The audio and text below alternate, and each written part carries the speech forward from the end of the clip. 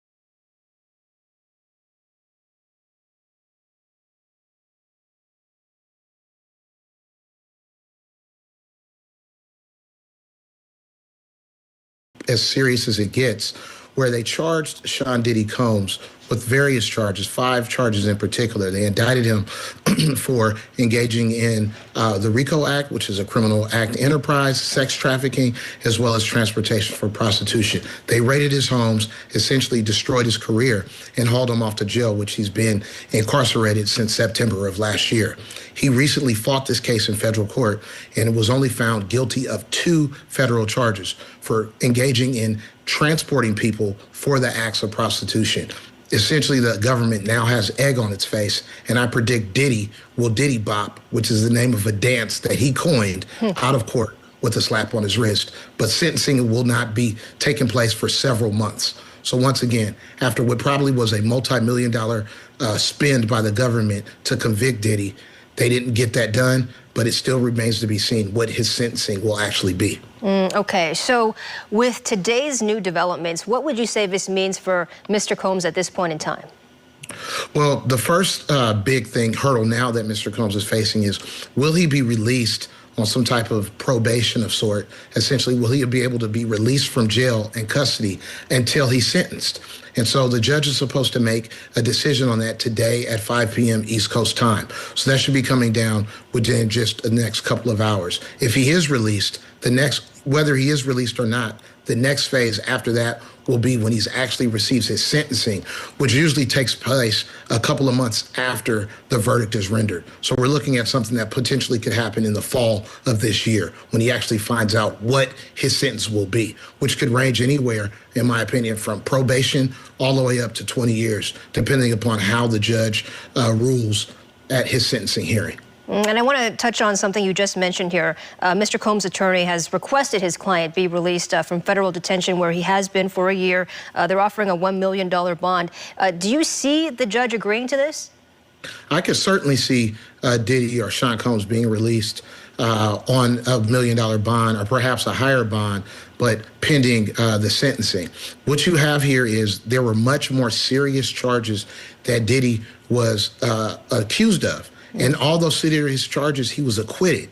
Not that there was a mistrial, that the juries was mixed between people who thought he did something and didn't do something, but that they heard the government's evidence, the government's best case, and refused to convict him of those charges. Simply engaging in transporting someone for the purposes of prostitution is a much lesser charge than any of the other ones that he diddy-bopped or walked away from. Now, back in 2021, after a 6-week trial, a federal jury in Brooklyn convicted R. Kelly to 30 years in prison. Do you see any similarities between that case and what's happening here? Certainly there are some similarities in the fact that you have two people who were big-time, worldwide known entertainers and accused of engaging in sexual misconduct. The difference, I think, one of the stark differences here with R. Kelly versus P. Diddy is that Diddy, the accusers were all adults.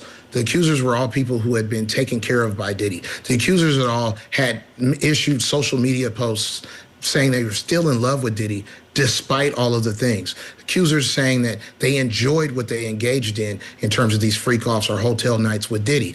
In R. Kelly's case, you're talking about minors, you're talking about kids, you're talking about people who didn't have those type of statements and who could not give consent. So, you know, stark difference between talking about minors versus consenting adults. Okay, so what kind of fallout or impact do you expect today's verdict to have on Mr. Combs' career and public image? Well, his career and his public image have certainly been sullied.